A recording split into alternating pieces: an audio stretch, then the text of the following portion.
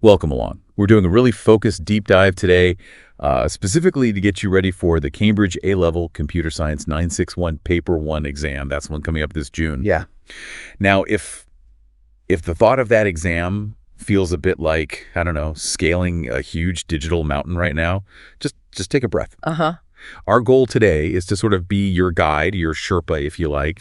We'll map out the terrain, point you towards the key paths, and hopefully help you feel confident and well prepared by the end. Exactly.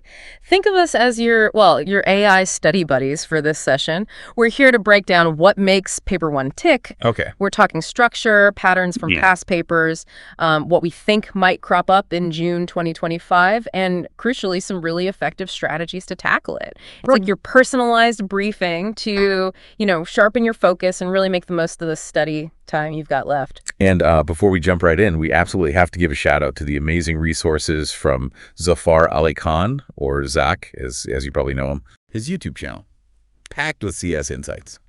Then there's his website, www.kazwithzach.com, another fantastic place for info. It really is. And honestly, for those moments you just need instant help, like day or night, there's AskZ.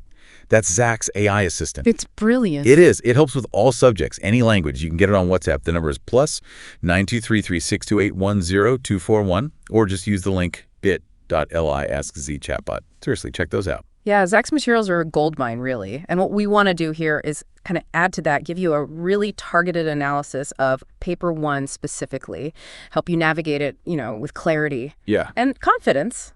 So our mission today, pretty straightforward, equip you with a solid grasp of what's coming in Paper 1 and the best ways to prepare. We're aiming for those aha moments, where tricky stuff just clicks. Yeah. Ultimately, we want you to feel, empowered and ready to go into this exam with a plan. Because it is achievable. With the right knowledge, the right approach, success is definitely within reach. Absolutely. Okay, let's get into it. Let's unpack the exam itself first. The structure. Right. So Paper 1, the official title is Theory Fundamentals. It's 1 hour and 30 minutes long, and it's worth 75 marks in total. Okay. And you got to remember, this paper covers sections 1 through 8 of the syllabus. So that's everything from information representation right at the start, all the way through to databases in Chapter 8. Wow, so quite a range. Those early chapters really are the foundation, aren't they? They really are. They underpin so much else in computer science. And when you actually open the paper, what do you find? Is it multiple choice or...? No multiple choice here. It's all compulsory structured questions. Okay. You have to answer everything they give you. And the length of answers needed can vary quite a bit. Sometimes it's just a single word, maybe a short phrase. Other times you'll need write more detailed explanations. So it tests different levels of detail. Exactly. It's all about showing you understand, whether it's quick recall or a deeper description. And how should you actually write the answers? Yeah. Like paragraphs or... That's a really key point, actually. How you structure your answer matters. The examiners want clarity, they want conciseness. If a question asks you to, say, list 3 things, using bullet points is perfectly fine. Okay. In fact, it's often the best way to be clear. But if the command word is something like describe or explain, then you really need proper sentences, structured prose to show you've got a thorough understanding. Right. So adapt to the command word. Makes sense. Always. Yeah. Tailor the format to what the question is asking for. Clear communication. Got it. No need for an essay if bullet points do the job. So what are they actually testing? Those assessment objectives, right? AO1, AO2. Precisely. Paper 1 leans really heavily on AO1, which is your knowledge and understanding. Okay. Can you define terms, describe how components work, recall facts, that sort of thing? Right. And it also significantly tests AO2 application and analysis. This is where you take that knowledge and will apply it, solve problems, analyze scenarios like doing a binary conversion or figuring out what a logic circuit does. What's really noticeable about P1 is that AO3 evaluation and design plays a very, very small role. Almost none, usually. Okay, so less about inventing something new, more about knowing the theory and using it for specific tasks. Exactly. What's the rough split then, mark-wise, for those AOs in Paper 1? You're generally looking at around 60% of the marks coming from AO1 questions. 60%, okay. Yeah. And then roughly 40% from AO2. And like I said, AO3 is practically 0 for Paper 1. Wow. Okay. So that really tells you where to put your effort. It really does. Focus hard on building that solid base of facts, definitions, understanding how things work. That's your AO1.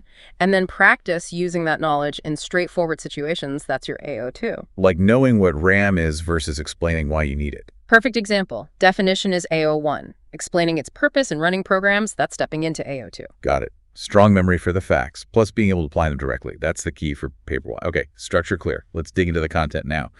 You've looked at past papers, right? June and November, 22 through 24. Yes, I have. Across those 6 exam sessions. And what did you find? Any big trends? Yeah. Topics that keep popping up? Oh, definitely. You can see really clear patterns. Some chapters are consistently tested much more heavily than others. We can sort of group them by their historical weight in paper 1. Okay, interesting. Let's start with the big ones then. The heavyweight champions. Right. Well, without a doubt, information representation, that's chapter 1, and hardware chapter 3, they are perennial heavy hitters. Okay. Chapter 1, what kind of things? It's almost guaranteed you'll get multiple questions from chapter 1. Things like binary data, obviously, multimedia representation like bitmap versus vector graphics. Yeah, pixels, color depth. Exactly. Yeah. And how those affect file size, being able to calculate that, binary arithmetic, definitely. And data compression, lossy versus lossless, those concepts just come up again and again. They're so foundational. Makes total sense. Absolute building blocks. What about chapter 3, hardware? Why is that also a heavyweight? Equally crucial. It's about the nuts and bolts, the low-level stuff, logic gates, and Boolean circuits. Practically guaranteed every single paper. Right. You might need to analyze expressions, complete circuits, fill in truth tables, that kind of thing. And beyond logic, questions on memory types, ROM, RAM, static versus dynamic RAM, and just the roles of the main system components. That stuff comes up very regularly, too. It's key to understanding how software talks to the machine. Okay, so chapters 1 and 3, definitely top priority for revision. What other chapters consistently pull a lot of weight? Processor fundamentals, chapter 4 is another big one, especially assembly language and CPU architecture. Assembly. Okay. Yeah, lots of past papers have short bits of assembly code you need to trace or explain.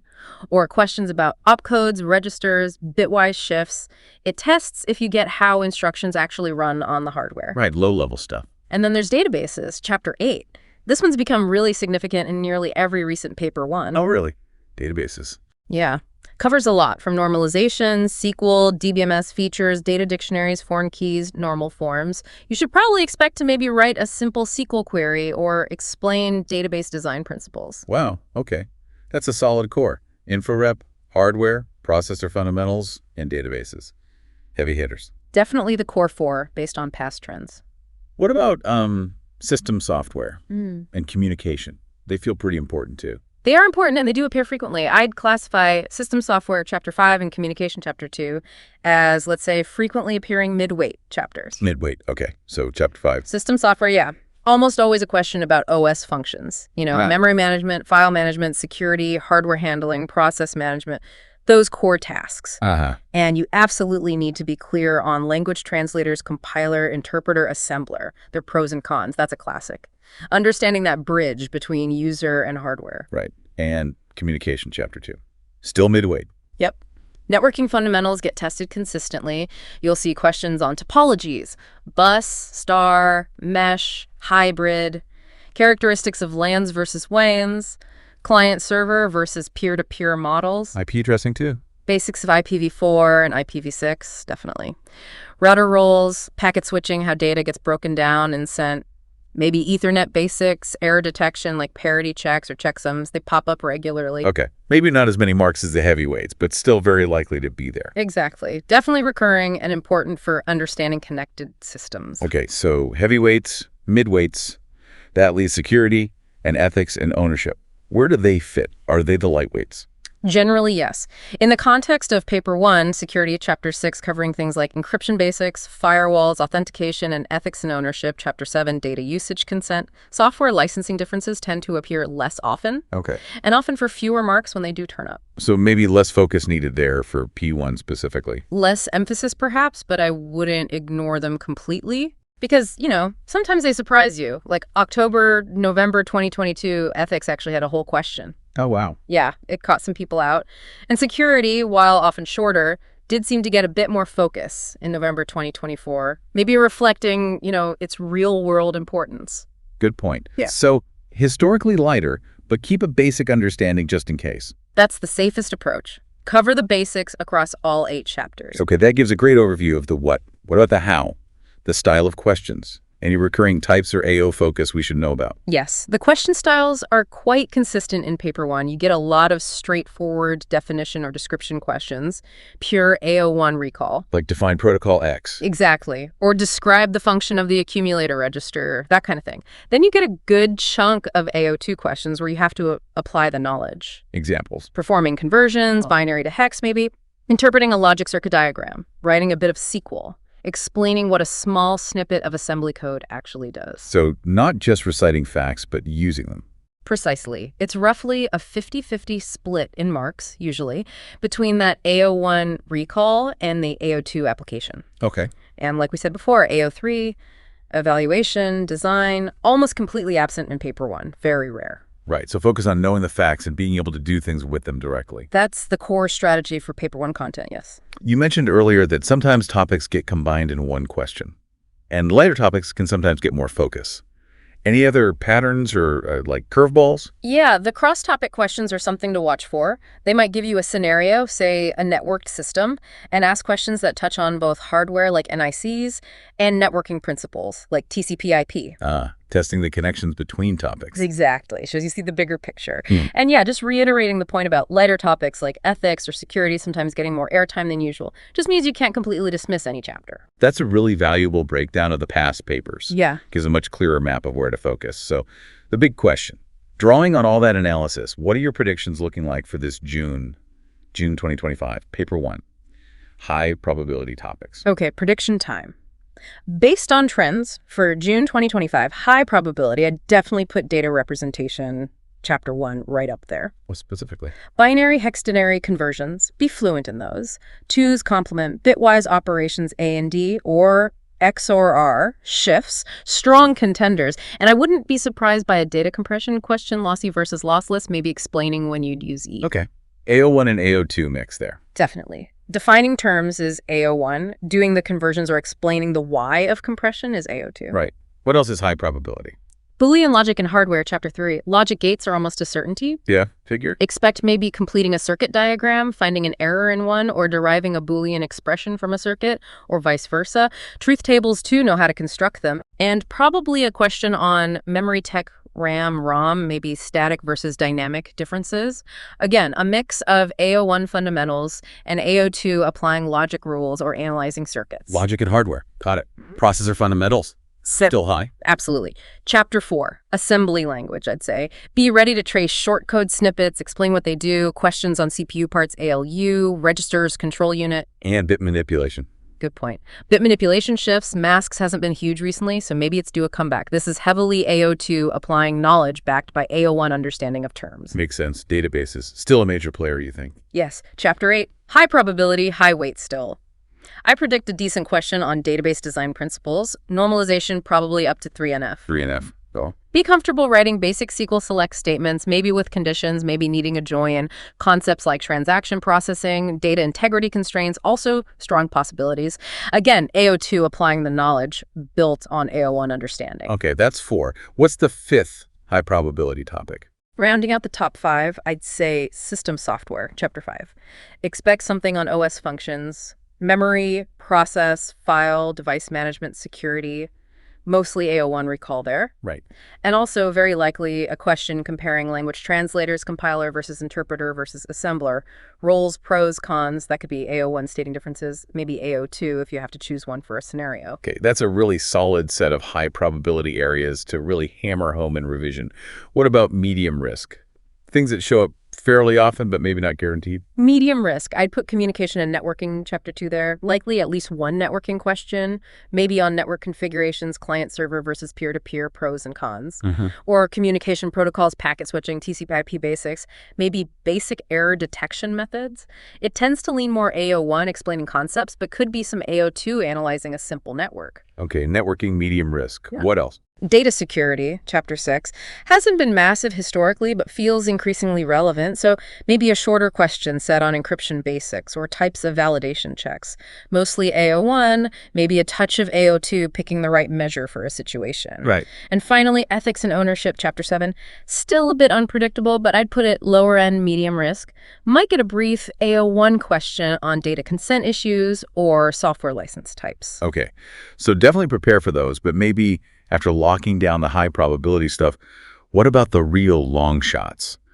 Risky speculative topics, things that could appear but are less likely. Yeah, the riskier speculative pile, that's where I'd put some niche subtopics that haven't been tested much recently. Yeah. Within Chapter 1, sand sampling specifics maybe, less common than image stuff. Or in Chapter 4, the deep dive into how a two-pass assembler works, less common than general assembly concepts. Questions that deliberately mix chapters, requiring you to synthesize, could be seen as a bit risky too.